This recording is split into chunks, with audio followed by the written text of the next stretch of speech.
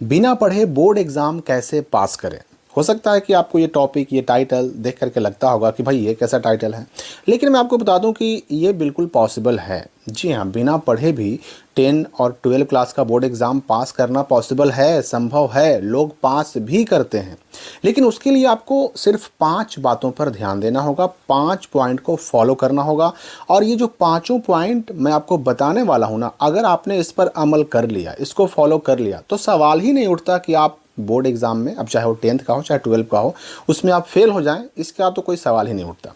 देखिए, अगर आप पढ़ने वाले स्टूडेंट हैं तब तो आपको वैसे भी कोई दिक्कत नहीं है, लेकिन पढ़ने वाले स्टूडेंट हैं तो भी अगर आप इन 5 पॉइंट को फॉलो करते हैं तो समझिए कि आपका मार्क्स और बेहतरीन हो सकता है। और अगर पढ़ने वाले स्टूडेंट नहीं हैं तब तो आपको इन्हें फॉलो करना ही है, और इनको फॉलो करके आप पास तो कर ही सकते हैं, फेल तो किसी हाल में आप नहीं होंगे। लेकिन उन पाँचों पॉइंट्स को जानने से पहले आपको यह जान लेना है कि अगर आपके एग्ज़ाम में ऑब्जेक्टिव क्वेश्चन भी आते हैं, एमसीक्यू यानी मल्टीपल चॉइस बेस्ड क्वेश्चन भी आते हैं, तो देखिए ऑब्जेक्टिव क्वेश्चन में एक ही तरीका बचता है, एक ही उसका उपाय बचता है कि अगर आपको किसी ऑब्जेक्टिव क्वेश्चन का आंसर याद नहीं है तब तो आपको सिर्फ अंदाज़ा ही लगाना पड़ेगा, तुक्का ही लगाना पड़ेगा, यानी अंदाजे आंसर देना पड़ेगा। और ऐसी स्थिति में आपको ध्यान देना है ऑप्शन बी और ऑप्शन सी पर ज़्यादा। और साथ ही साथ ये भी ध्यान देना है कि अगर किसी क्वेश्चन के चारों ऑप्शन में एक ऑप्शन ऑल ऑफ दिस यानी इनमें सभी है, तो 99% चांसेस होते हैं कि वही ऑप्शन सही हो। पहले तो आप कोशिश कीजिए कि उन चारों पॉइंट्स में, चारों ऑप्शन में सबसे सर्वोत्तम कौन है जो उस क्वेश्चन का आंसर हो सकता है। और अगर फिर भी कुछ भी समझ में नहीं आ रहा तो बी या सी आप रंग दीजिए, क्योंकि छोड़ने से कोई फ़ायदा होने वाला नहीं है। अगर सही हो गया तो नंबर मिल जाएगा, और अगर छोड़ देते हैं तो उसका तो खैर नंबर मिलने का चांस ही नहीं है, और नेगेटिव मार्किंग तो वैसे भी नहीं होता है बोर्ड एग्जाम में। और दूसरी बात ये भी आपको ध्यान रखना है कि बोर्ड एग्जाम देने जाने से पहले आपको बिल्कुल टेंशन फ्री होकर के एग्जाम देने जाना होगा, क्योंकि बहुत सारे ऐसे बच्चे होते हैं जो एग्जाम को बिल्कुल अपने सर पर सवार कर लेते हैं, उसका टेंशन ले लेते हैं, और इस टेंशन की वजह से कई स्टूडेंट तो एग्जाम से पहले बीमार भी हो जाते हैं। ऐसा बिल्कुल नहीं होना चाहिए। बस ये दिमाग में रखें, अपने कॉन्फिडेंस लेवल को बढ़ाने के लिए बस ये दिमाग में रखें कि जो होगा देखा जाएगा। तो बिना पढ़े बोर्ड एग्जाम पास कैसे करें, उसका सबसे पहला पॉइंट है कि अब एग्ज़ाम से पहले जितना भी टाइम बचा हुआ है, जितने दिन भी बचे हुए हैं, उसमें आप अपनी हैंडराइटिंग को, अपनी लिखावट को सुधारें। यानी एग्ज़ाम से पहले आपके पास जो समय बचा हुआ है उसमें अपने लिखावट को, हैंडराइटिंग को सुधारने का प्रयास करना है।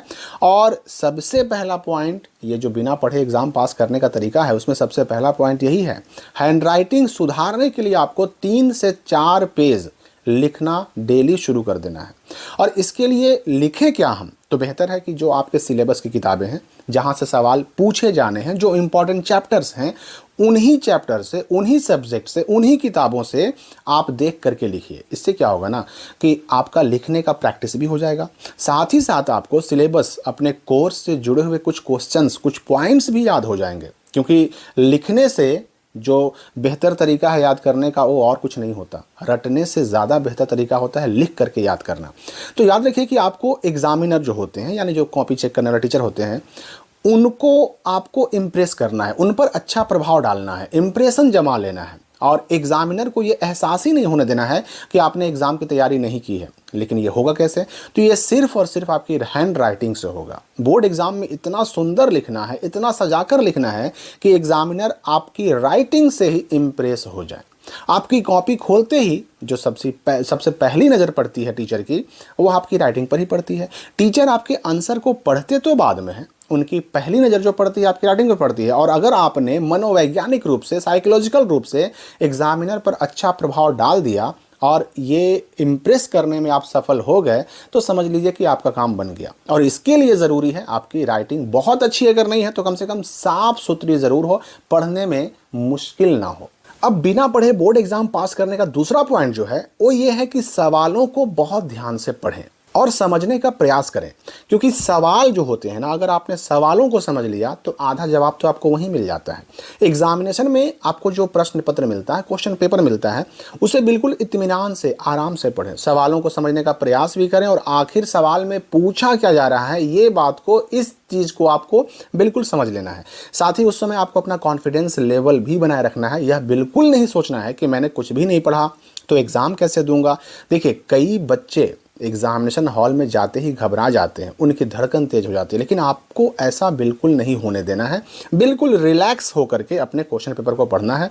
ये याद रखिए कि आप अकेले नहीं हैं, लाखों बच्चे हैं जो पढ़ने में आपसे भी पीछे हैं, लेकिन वो भी आपके साथ एग्जाम देने आए हैं, उनका भी एग्जाम चल रहा है, वो आपके अगल बगल बैठ करके एग्जाम दे रहे हैं। तो आपको ये ध्यान देना होगा कि सवालों को ध्यान से पढ़ना भी है, समझना भी है, और पढ़ने और समझने के लिए अलग से एक्स्ट्रा टाइम भी दिए जाते हैं। अब जो बिना पढ़े बोर्ड एग्जाम पास करने का तीसरा पॉइंट है, वो है सवालों के जवाब देने का तरीका। तो यहाँ पर सवाल ये उठता है कि हमने पढ़ाई की ही नहीं, तो हम सवालों का जवाब दे कैसे? देखिए, क्वेश्चन का आंसर कैसे लिखें, क्वेश्चन का आंसर हमें कैसे लिखना चाहिए, इसके लिए सबसे पहले तो सवाल को पढ़ें और समझने का प्रयास करें जिसका जवाब आप लिखने जा रहे हैं। क्वेश्चन में जिन शब्दों का प्रयोग किया गया है उन शब्दों के अर्थ को समझने का प्रयास करें। इससे क्या होगा ना कि आपको आंसर लिखने का आइडिया मिल जाएगा। और अगर आपने क्वेश्चन को समझ लिया कि उसमें आखिर पूछा क्या जा रहा है, तो आपकी आधी समस्या तो वहीं पर सॉल्व हो जाएगी। अब उस क्वेश्चन में जो भी पूछा जा रहा है वो आपने अगर समझ लिया, तो उस बारे में आप जो भी जानते हो, जैसे भी जानते हो, जितना भी जानते हो, उन बातों को अपने शब्दों में लिख डालिए। वैसे भी आपने देखा होगा कि बोर्ड एग्जाम के क्वेश्चन पेपर के हेडिंग में ही लिखा होता है कि परीक्षार्थी यथासंभव अपने ही शब्दों में उत्तर दें। तो आपको लिखना है हर हाल में। कई क्वेश्चन तो ऐसे भी होते हैं कि आंसर खुद उनमें ही छुपा होता है, बस ज़रूरत होती है उस क्वेश्चन को समझने की और उस क्वेश्चन में जिन शब्दों का उपयोग किया गया है उनका अर्थ समझने की।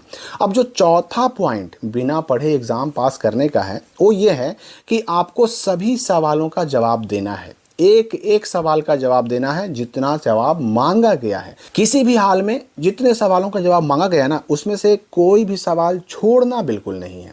मैं आपको बता दूं कि 10th का बोर्ड एग्जाम हो या फिर 12th का बोर्ड एग्जाम हो या फिर ये बोर्ड एग्जाम किसी भी स्टेट का बोर्ड का क्यों ना हो, हर बोर्ड एग्जाम में स्टेप मार्किंग की व्यवस्था होती है। और स्टेप मार्किंग में आपके लिखे हुए एक एक शब्द का, एक एक लाइन का नंबर मिल सकता है। इसलिए आपको चाहे जवाब आते हों या नहीं आते हों, सभी सवालों का जवाब आपको हर हाल में देना है तो देना है। आपको जितना भी पता है, जैसे भी पता है, जो भी आप जानते हैं, जो भी याद है, जो भी समझ में आ रहा है, लिखें। लेकिन लिखें ज़रूर, क्योंकि अगर आप क्वेश्चन को छोड़ देते हैं तो क्या मिलेगा? कुछ भी तो नहीं मिलेगा, एक नंबर भी नहीं मिलेगा। लेकिन अगर थोड़ा बहुत भी अपने से भी कुछ मिला जुला कर बना कर लिख देते हैं तो कुछ ना कुछ नंबर तो आपको ज़रूर मिल जाएगा। जो बिल्कुल कुछ भी नहीं मिल रहा था, ज़ीरो मिल रहा था, उससे अच्छा अगर हमें एक नंबर ही मिल जाए। अगर 2 नंबर का सवाल है उसमें 1 नंबर ही मिल जाए, 4 नंबर का सवाल है 2 नंबर ही मिल जाए, 5 नंबर का सवाल है उसमें 2 नंबर ही मिल जाए, पूरा का पूरा नहीं मिलता, उससे तो अच्छा है ना कि आपको 1 नंबर ही मिला, 2 नंबर ही मिला तो ये स्टेप मार्किंग क्या होती है, इसके लिए अलग से एक वीडियो बना हुआ है जिसको आप देख करके समझ सकते हैं। और अब बिना पढ़े बोर्ड एग्जाम पास करने का सबसे आखिरी और 5वां पॉइंट है, कॉपी को सुंदर और साफ सुथरा लिखना है। जैसा कि मैंने पहले बताया, आपको एग्जामिनर पर साइकोलॉजिकल रूप से, मनोवैज्ञानिक रूप से अच्छा प्रभाव डालना है, बिल्कुल इंप्रेशन जमा लेना है। क्योंकि अगर आपने एग्जामिनर पर अच्छा प्रभाव डाल लिया, आप इसमें अगर सफल हो गए, तो फिर आपको बिना पढ़े पास होने से कोई रोक नहीं सकता। लेकिन इसके लिए ज़रूरी है कि आपकी कॉपी सुंदर और साफ सुथरे तरीके से लिखी हुई हो, सजाकर लिखी हुई हो, खंड यानी सेक्शन डाला हुआ हो, पैराग्राफ छोड़ा हुआ हो, क्वेश्चन नंबर डाला हुआ हो, ये सब डाल करके आंसर लिखा हुआ हो, 2 अलग अलग सवालों के जवाब के बीच में स्पष्ट गैप रखा गया हो, यानी 2-3 लाइन छोड़े गए हों। ये सारी चीज़ें अगर आप फॉलो करते हैं ना, तो इसका सीधा अच्छा इंप्रेशन पड़ता है एग्जामिनर पर। देखिए, एग्जामिनर को कॉपी चेक करने में आसानी होनी चाहिए। उसे जितना कम टाइम लगेगा कॉपी चेक करने में, उतना ज़्यादा आपको फ़ायदा होगा। इसलिए कहीं पर भी आप कोशिश करें कि ओवर राइटिंग ना करें, काट कूट ना करें। कॉपी हमारी सजी हो, साफ़ सुथरी हो और हमारी लिखावट पढ़ने लायक हो, देखने में अच्छा लगे। तो आपने अगर ये 5 काम कर लिया तो बोर्ड एग्ज़ाम में आपको पास होने से कोई रोक नहीं सकता। और इसके अलावा भी बोर्ड एग्ज़ाम से जुड़े और भी कई सारे नए अपडेट्स आने वाले हैं। हम मिलेंगे अगली वीडियो में नए अपडेट के साथ।